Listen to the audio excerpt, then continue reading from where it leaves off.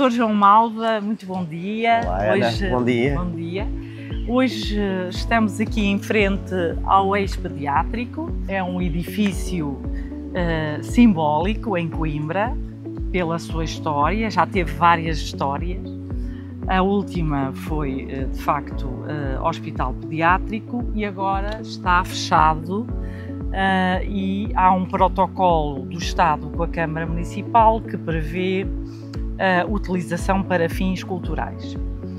Ora, a coligação Avançar Coimbra, na sua proposta de programa de manifesto eleitoral, tem outra ideia para este edifício, ou para este complexo, digamos assim.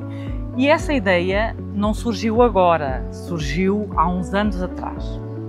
E eu vou começar a pedir-lhe que me ajude a contar a história, porque fez parte, esteve na origem dessa história e foi um elemento determinante do caminho que fizemos no que toca, por exemplo, ao reconhecimento de Coimbra como uma cidade reconhecida pela Comissão Europeia, uma cidade de referência para o envelhecimento ativo e saudável.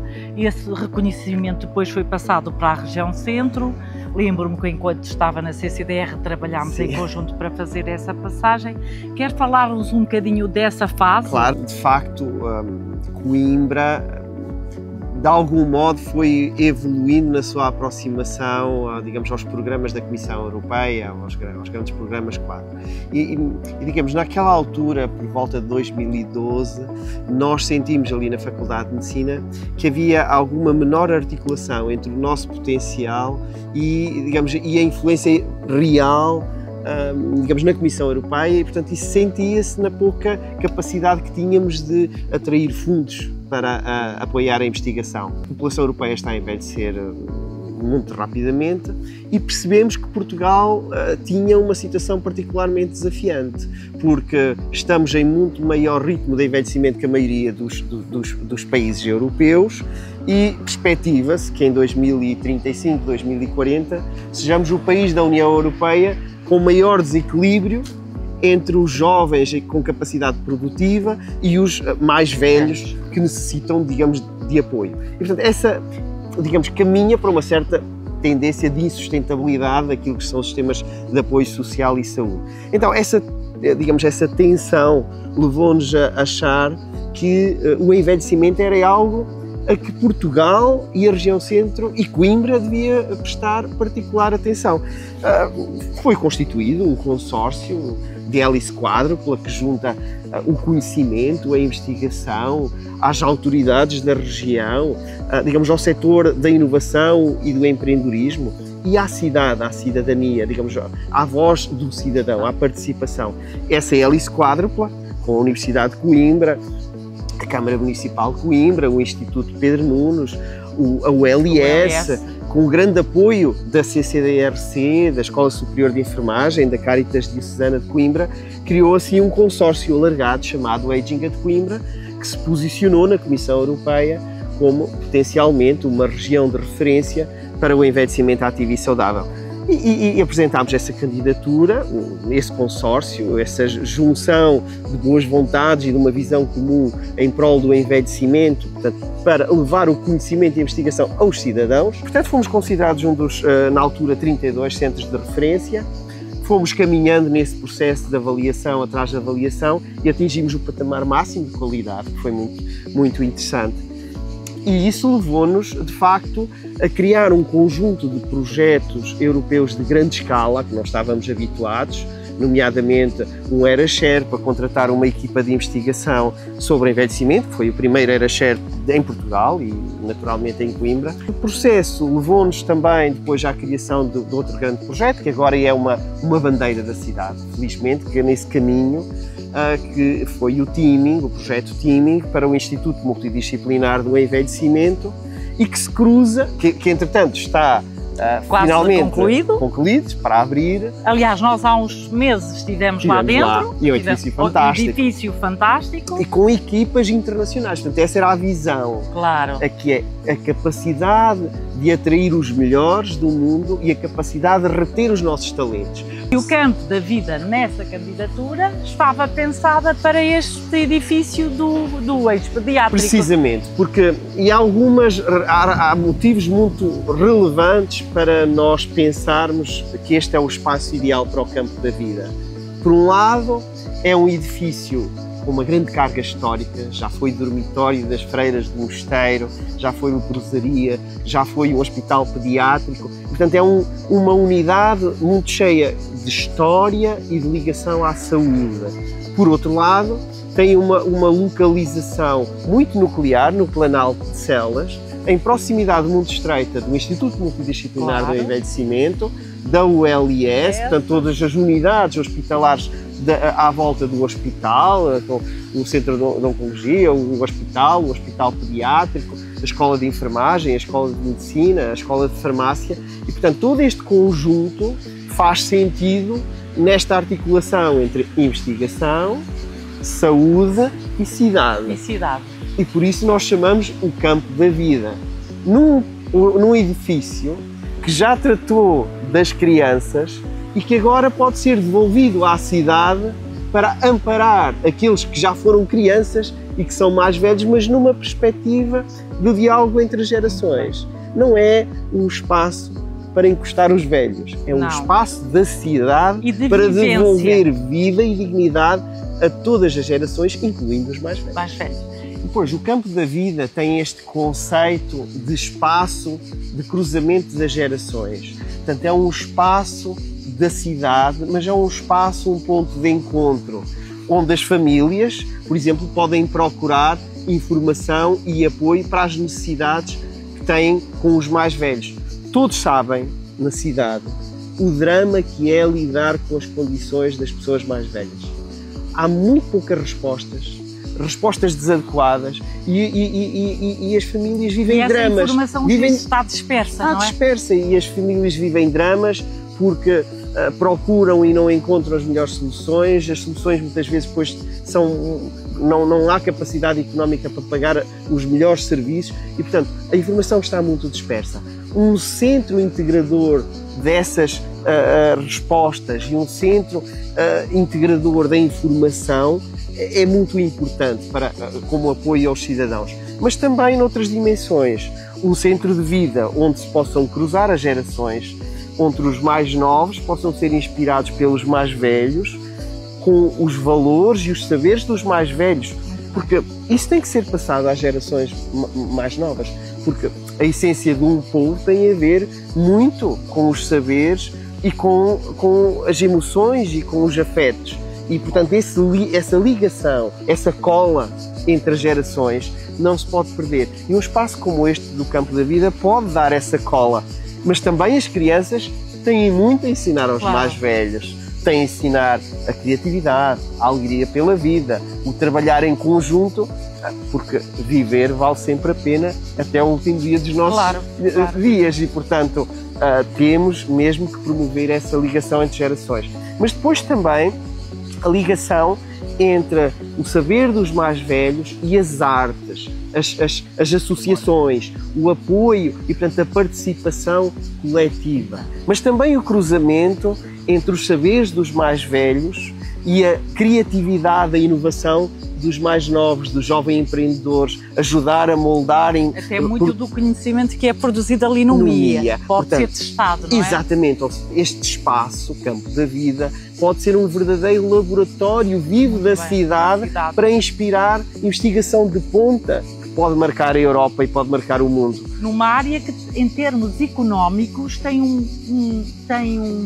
um potencial de crescimento extraordinário, porque, no fundo, tudo o que tenha a ver com serviços a pessoas mais velhas e soluções tecnológicas e não só, é uma área que em toda a Europa tem necessidade e tem carências e, portanto, tudo o que possamos trazer para a comunidade, para a vivência que resulte desse conhecimento e dessa tecnologia, aqui pode ter um laboratório vivo. Absolutamente, pois se nós temos uma população que envelhece, portanto, se a percentagem de cidadãos com mais de 65 anos se vai aproximar dos 35%, que é uma enormidade, isso quer dizer que há um mercado enorme e as necessidades são enormes. Portanto, há um espaço muito grande para criar novas soluções para as novas necessidades da população.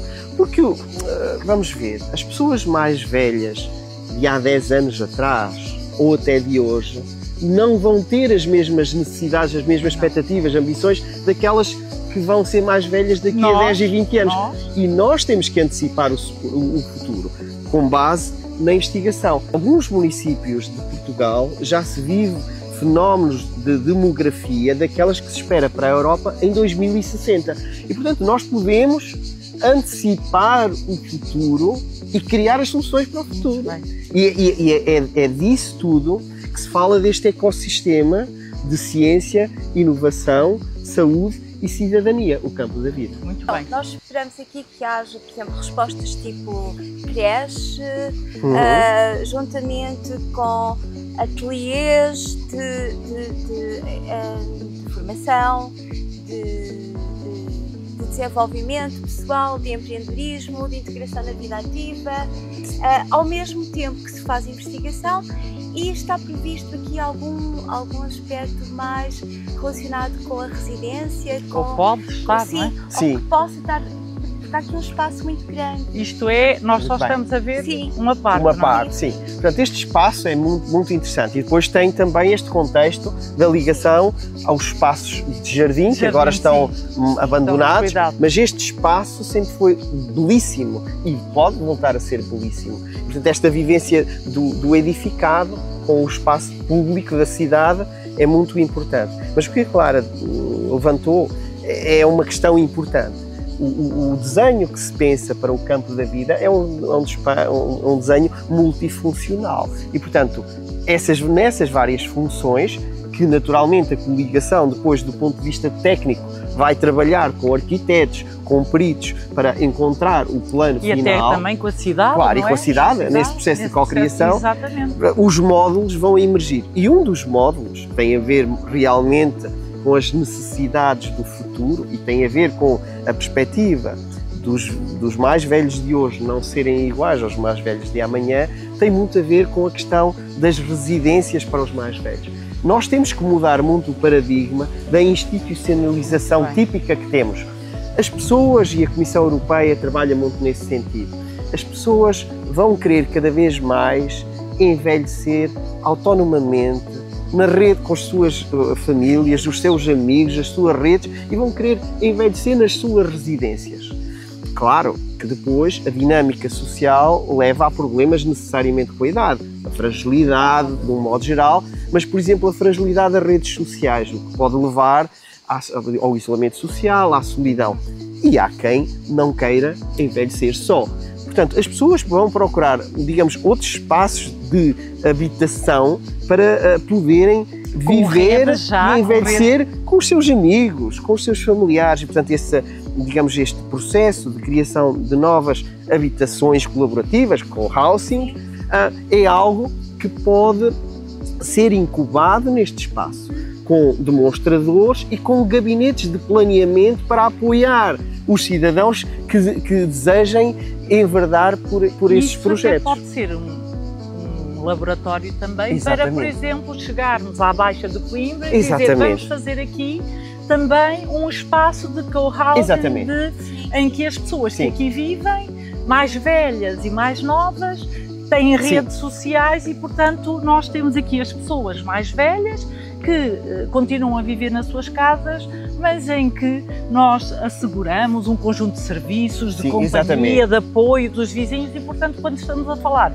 dessas residências ou dessa coabitação, nós estamos a falar também de espaços intergeracionais, não é? Absolutamente, e portanto este espaço pode ser esse um espaço de desenho das soluções que depois se podem distribuir pela cidade e pelas freguesias, pela cidade toda, no seu conjunto, não é? Mas há um outro aspecto que a Ana abordou que eu acho que é muito interessante, que é o espaço de criar serviços em unidades móveis que possa levar o apoio de coisas tão simples como há uma torneira que está a pingar, uma lâmpada que é necessário mudar e a pessoa já não tem mobilidade.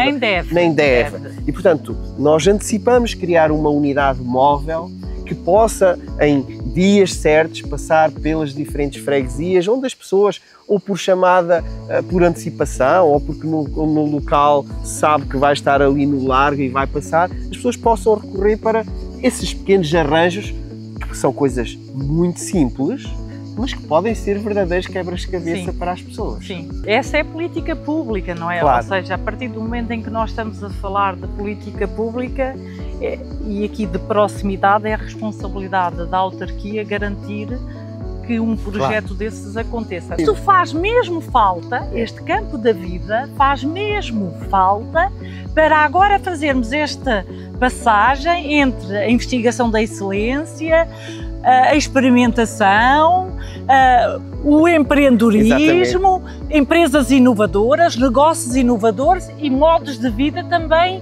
adequados à idade que temos, não é? Porque, essa é outra tónica muito relevante que o campo da vida também deve fazer, que é transmitir para as novas gerações, as gerações do modo geral, todas, porque isto nunca é tarde para se aprender, nunca é cedo demais para se aprender, como as pessoas devem alterar alguns comportamentos e adotar, digamos, hábitos de vida que promovam a saúde. Portanto, promover a saúde em idade avançada também é um desígnio do campo da vida, porque nós não podemos continuar com 35% de pessoas mais velhas, não podemos ter dessas 35% de pessoas uma grande percentagem de pessoas com diabetes, com doenças crónicas, cardiovascular, que têm uma carga brutal na dignidade das pessoas e, digamos, na saúde financeira e saúde mental e social das famílias. Nós temos que transformar os novos velhos em velhos muito saudáveis. É porque nós somos dos países em que vivemos mais anos, mas ao contrário dos países nórdicos, esses anos adicionais que vivemos não são todos com qualidade de vida. Pois não. E por isso o objetivo do MIA, o objetivo deste campo da vida é ajudar a mudar mentalidades, a maneira como vivemos e depois a maneira como envelhecemos e a maneira como em sociedade nós também conseguimos conviver. Passam para soluções de mercado, para negócios, mas também para uma atitude enquanto comunidade. Não, mas a Ana referiu outro aspecto importantíssimo, que também é a preocupação deste grande projeto que resulta também no campo da vida, que tem muito a ver com a necessidade absoluta das empresas também se adequarem ao perfil dos seus trabalhadores. Porque um trabalhador, quando chega aos 50, 60 anos, não tem as mesmas condições físicas e mentais para lidar com uma cadeia produtiva, com um serviço, como tinha com 20 ou 30 anos. E depois temos problemas de absentismo, temos problemas de baixas. Portanto, as empresas devem, digamos, estimular maximamente a qualidade de vida dos seus trabalhadores, porque cada vez vão ser mais velhos. E respeitando o ciclo da vida em questão. E também trabalharmos noutros modelos de transição para a reforma. As pessoas não se preparam para essa fase da vida. É um choque, não é? É um choque, é tudo ou nada. E pode ser diferente. As pessoas podem gradualmente reduzir a carga horária, até estender ligeiramente a idade da reforma, compensando e usar o seu tempo para ensinar novos trabalhadores. Transmitir o legado daquilo que é um património de experiência que muitas vezes se vai com o trabalhador. Até porque nós não nos podemos dar ao luxo de desperdiçar essa sabedoria, essa experiência da maior parte das pessoas, seja em que área for, enquanto comunidade e enquanto sociedade. E, portanto, é também nossa obrigação mantê-los, por isso é que falamos de envelhecimento ativo, saudável, e diz-nos a nossa amiga Rosário Gama, participativo. E essa palavra tem peso, não é? E que reclama. Ela reclama. Reclama, não pode ser uma sociedade passiva que aceita aquilo que se lhe impõe. Não. Nós temos que mudar, de facto, a perspectiva do cidadão. O cidadão mais velho é o cidadão que acumula experiência e saber. E isso tem que ter um respeito das outras gerações, um respeito enorme. E não podemos perder essa marca. E estamos a ser megalómanos, ou seja... Não. Porquê? Na Europa, é para este tipo de projetos que nós temos fundos na Europa para... Claro. É ou não é? Claro. Estamos assim megalómanos, estamos a sonhar com algo que seja impossível.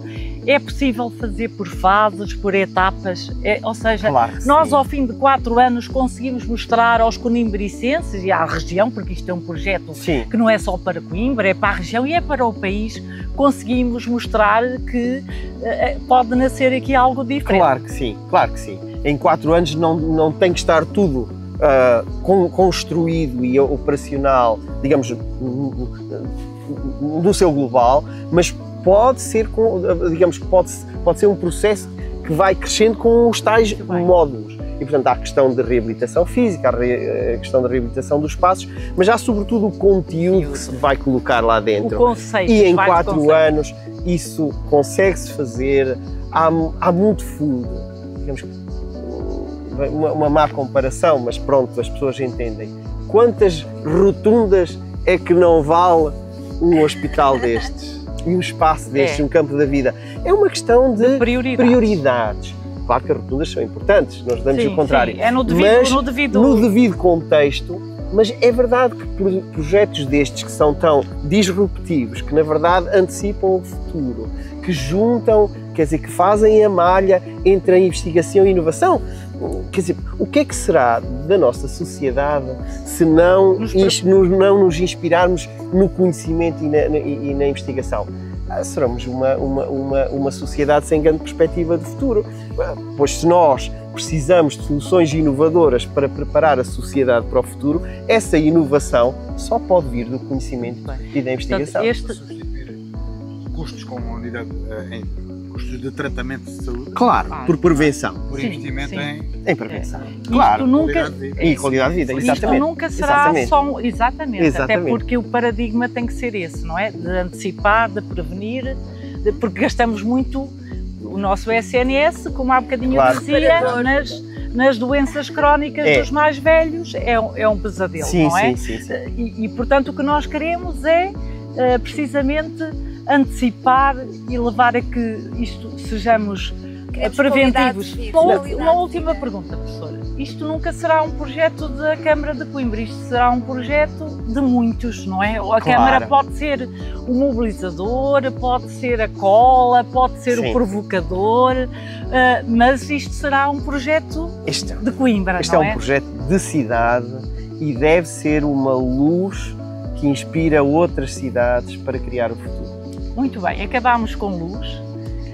É o que nós queremos para Coimbra, que sejamos uma luz, que sejamos uma referência também no envelhecimento ativo e saudável e participativo. Professor, em nome da coligação, vamos avançar. Avançamos seguramente. E quero aqui também dizer-lhe que se tivermos, e vamos ter certamente, a confiança dos conimbricenses, contamos consigo, como aliás sempre contamos, para pôr em marcha e fazer avançar este projeto do Campo da Vida. Claro. Porque lhe fazemos justiça se o pusermos a pensar também e a desassossegar outros, porque eu sei que faz isso, sabemos que faz isso muito bem. Faz isso muito bem. Todos somos poucos, não é? Muito bem. Vamos avançar, Coimbra. Isso. Muito obrigado. Muito obrigada.